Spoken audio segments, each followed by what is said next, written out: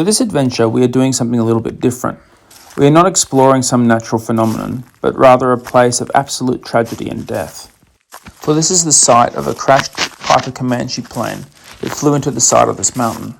The point of this adventure is to see what's left of the wreck after it has sat on the forest floor for the last 45 years. This video will not only tell you the story of what happened, but it'll show you how to navigate to the wreck yourself and what's left of it to this present day. In order to get here, you'll want to drive into this car park, but I'll explain this further after I've told you the story of how this plane ended up on the side of the mountain. Firstly, what is a Piper Comanche, I hear you ask? Well, it's a small 4 to 6 seater plane made out of metal. Yeah, looks a bit like this. Initially, this plane had actually flown to Bundaberg and was just trying to fly back to Archerfield near Brisbane. Unfortunately, there was a horrific weather event which forced the pilot to change his course. Due to this, the pilot changed his course and flew on to Maroochydore Airport. And just sat there and waited for the storm to pass. Because the weather looked like it was clearing up, the pilot then flew on to Redcliffe. He was a colourblind man and therefore didn't have clearance to fly at night. Therefore, timing was of the essence. From Redcliffe, the pilot made multiple requests for special clearance to fly on to Archerfield. However, all were denied because of the weather. Finally, the pilot was given clearance, so the plane could take off around 6:22 p.m. Last light was at 6:43, and it would take 13 minutes to get to Archerfield. Unfortunately, the plane took a wrong turn and...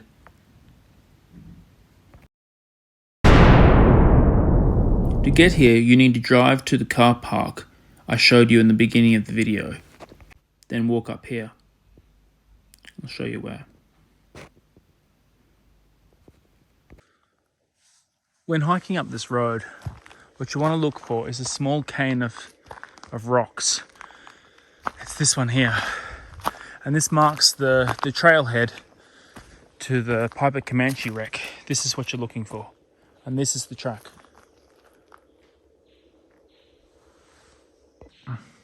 As you walk into the track, there's this thing over here. It's a sign. Now this track is signposted, even though it says it's not on the internet. It's a little bit signposted. You're still going to have to navigate a little bit though. It's this thing, saying that you're entering into an area that's very remote. Many people have got lost here, so continue to watch the video so you don't get lost. Haha. So the track sort of disappeared under all these trees. Now we have to go through here.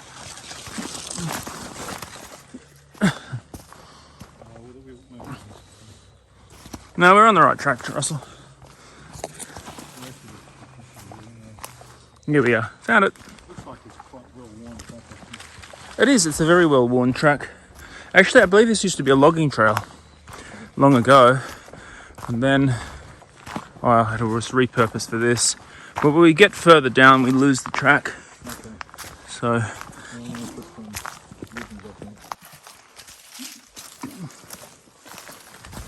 All along this track are fallen trees, and they're like everywhere, by the way.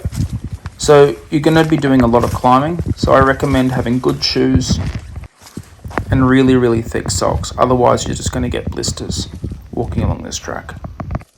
Most of the track is well marked, so I didn't put it in the video, otherwise it would be huge. But it can also be very steep with many loose rocks.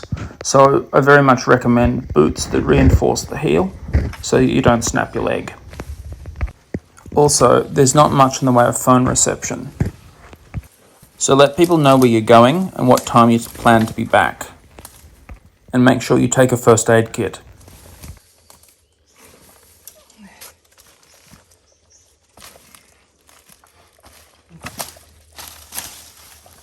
So through this area, you do sort of see a track. It's very faint. When you get to this part, you want to go up through those logs, through here, and around.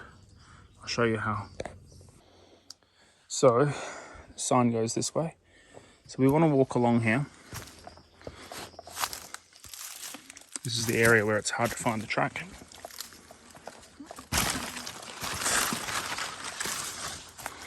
So do you see along here, there's a fallen tree.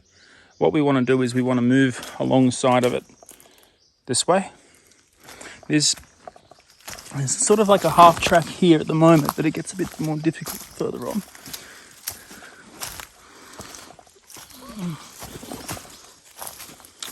And through this area here, you want to look for orange tape or pink tape. Now, unfortunately, some people do move them, so I'll show you some of the landmarks to look for as well.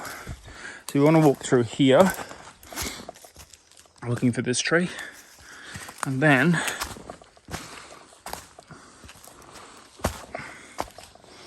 through here. Now there's some logs along here that we want to climb over.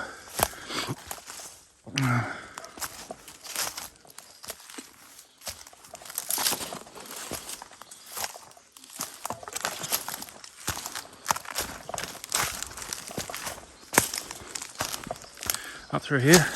It's the same log, it goes all the way along. Yep, so through here. And then it does lead back onto sort of like a trail. Again, it's faint, but it's there. And you're looking for this as well. Do you see the cairn of rocks just here? This marks that you're on the right track. So then it becomes easier and easier to see. So I just want to come across here.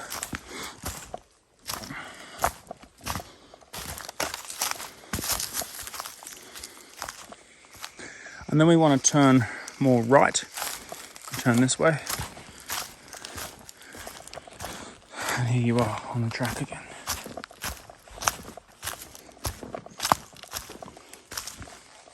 The dilemma with this area here is that it all sort of looks the same. Do you see? There isn't really much of a track. So yeah, anyway. Walk back down through and you'll get to here. And then there's one more marker, and the marker is just here again. You see? Excellent. From here we just walk down the escarpment down to the plane wreck itself. Sadly, over time people have come and taken souvenirs, and this is really all that's left of the plane. Just a bit of the tail flap and the fuselage and a little bit of the wing. That's it.